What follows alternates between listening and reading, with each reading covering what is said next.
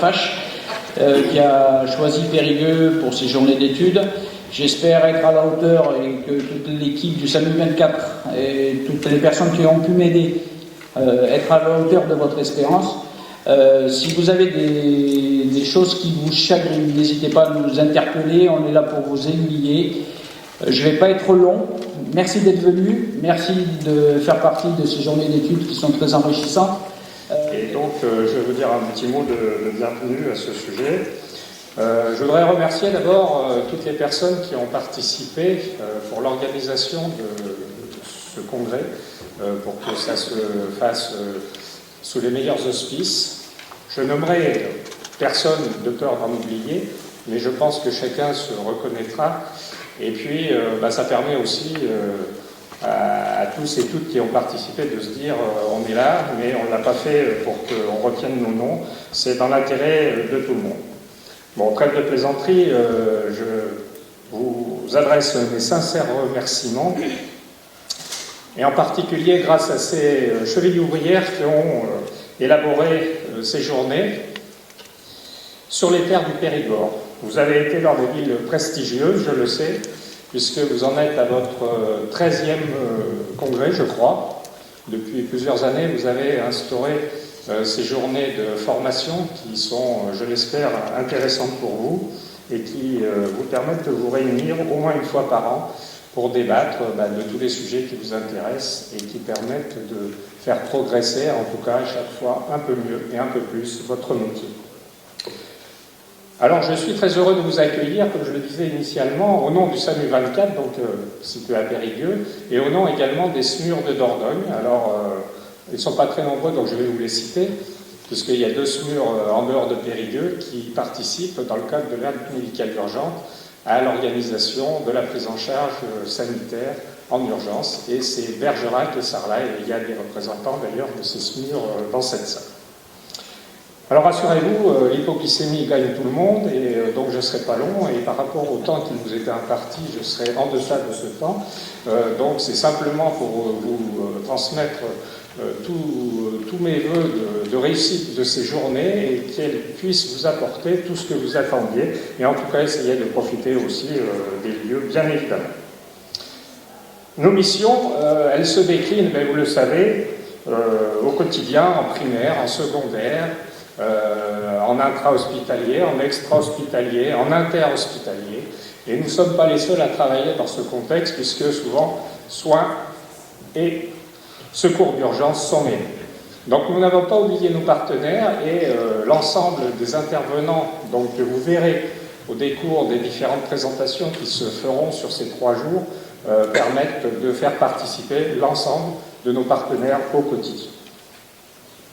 Cet environnement du quotidien, il est important à considérer, et c'est pour ça que nous ne l'avons pas oublié. J'espère que vous avez, par le passé, aussi eu à faire face à ces présentations, puisque c'est un métier, c'est un vrai métier. Il faut le défendre, bien évidemment, mais il faut le défendre aussi avec les autres.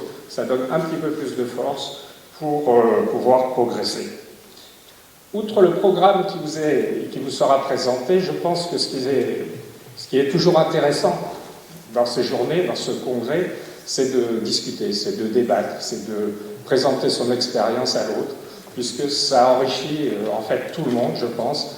Et au travers de choses qui se font bien à des endroits, il n'y a pas de raison qu'elles se fassent mal ailleurs. Et en parler, ça permet de mettre en place, bien évidemment, ce qui permet une meilleure prise en charge, une meilleure organisation et un métier qui, pour tout le monde, devient un peu plus intéressant. Ce fil rouge, donc, à mon avis, de l'apprentissage, de la connaissance et de la compréhension, c'est ce qui fait de l'homme un sachant.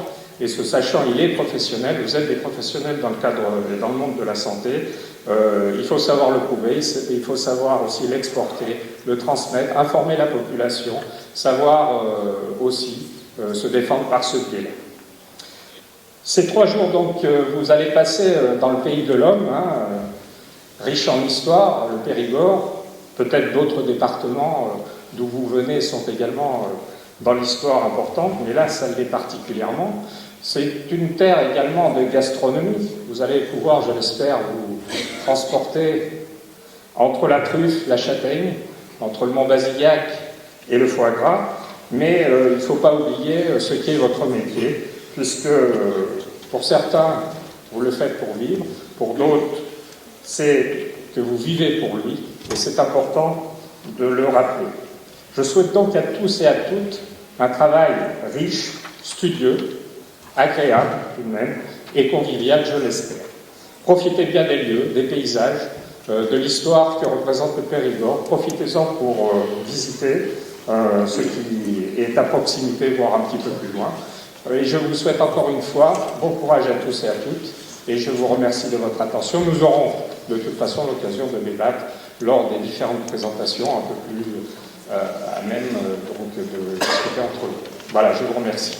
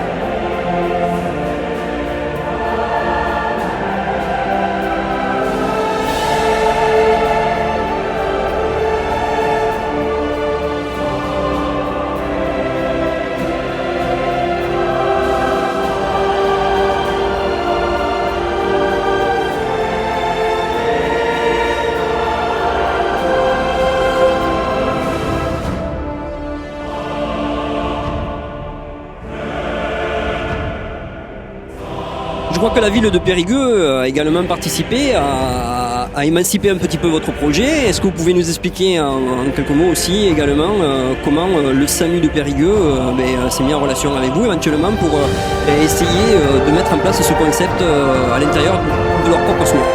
Alors j'avais rencontré le docteur Bertrand à l'occasion du salon radio il y a quelques ans, le salon des urgences, et lui quand il a vu la moto il s'est dit tiens pourquoi pas essayer chez nous, même si Périgueux n'est pas une ville compliquée.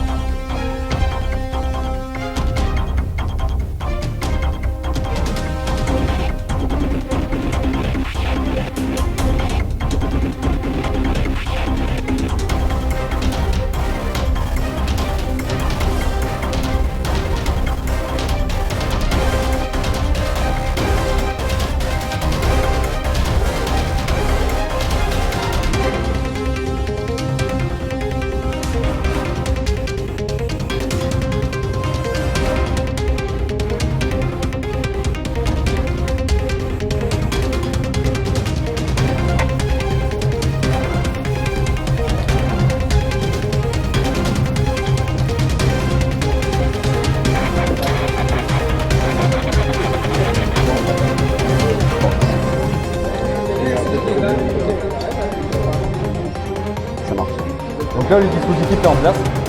Maintenant, on va tractionner, on va engager la civière au vide. C'est nos cordes qui vont reprendre la charge de la civière et après, on va la faire descendre.